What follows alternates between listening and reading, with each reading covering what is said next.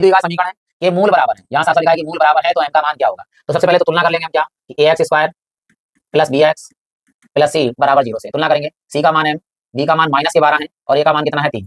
और याद रखना जब मूल बराबर होते हैं, वैसे सूत्र आपको पता ही होगा, फिर भी लिख देते हैं, जब मूल बराबर है तो जो सूत्र लगता है वो ये है कि b स्क्वायर -4ac और बराबर में 0, या क्या लगा सकते हैं, माइनस का उधर चला जाएगा तो काय का हो जाएगा प्लस का, b स्क्वायर बराबर 4ac। तो दोनों में से कोई भी सूत्र लगाएंगे आंसर एक ही आएगा। चलिए मान लगाते हैं, b का मान कितना है -12, तो b का मान है -12 का वर्ग बराबर ये है 4 गुणे में a का मान लगाते हैं। देखिए क्या है a का मान 3 है गुणे में c का मान देखना है, c का मान कितना है जो हमें ज्ञात करना है। वर्ग है, वर्ग में ऋणात्मक नहीं होता, तो 12 का वर्ग कितना होगा, 2 बार लिखेंगे माइनस माइनस प्लस हो जाएगा, तो 12 12 हो जाता है 144 बराबर 4 3 कितना 12 गुणे में कितना है m, ये m गुणे में बटे में आएगा तो ऐसे काट दिए, 12 से काटेंगे तो 12 12 144, तो 12 बराबर m या m बराबर 12 एक ही बात है।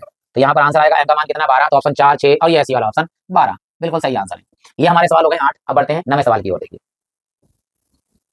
यहाँ पर देखो पहली संख्या दे रखी है 15 और दूसरी संख्या दे रखी है 25 का एलसीएम दे रखा है, मान लीजिए एलसीएम दे रखा है 5 है, तो उसका एलसीएम होगा 150 75 125 या 100। हमें एलसीएम का सूत्र हम जानते हैं डायरेक्ट क्या होता है, एलसीएम बराबर होता है पहली संख्या यानी 15 गुणे दूसरी संख्या यानी 25 और बटे में मासापा, मासापा कितना दिया हुआ है 5। याद रखना एलसीएम बराबर होता है पहली संख्या गुणे दूसरी संख्या बटे में मासा, अगर मासा निकालना है तो लासा कायम चला जाएगा बटे में, तो यहाँ 5 से काट देंगे। देखिए 5 3 15, 25 गुणा करेंगे 5 3 से तो 25 3 कितना हो जाता है 75, तो एलसीएम हमारा कितना आ गया है 75। तो ऑप्शन नंबर कौन सही है, यहाँ पर बी वाला ऑप्शन सही है 75। हाथ के हाथ करते जाइएगा, ये याद रिकॉल करते जाइए, याद करते जाइएगा, फटाफट फटाफट दिमाग में जो है कैलकुलेशन करेंगे आप, तो जल्दी से जल्दी सॉल्व हो जाएगा, क्योंकि जितनी ज्यादा कैलकुलेशन आप दिमाग के अंदर करेंगे तो उतना ही ज्यादा जो है आंसर आपका जल्दी से आएगा। तो चलिए बढ़ते हैं अगले प्रश्न की ओर, जो इस प्रकार दिया गया है।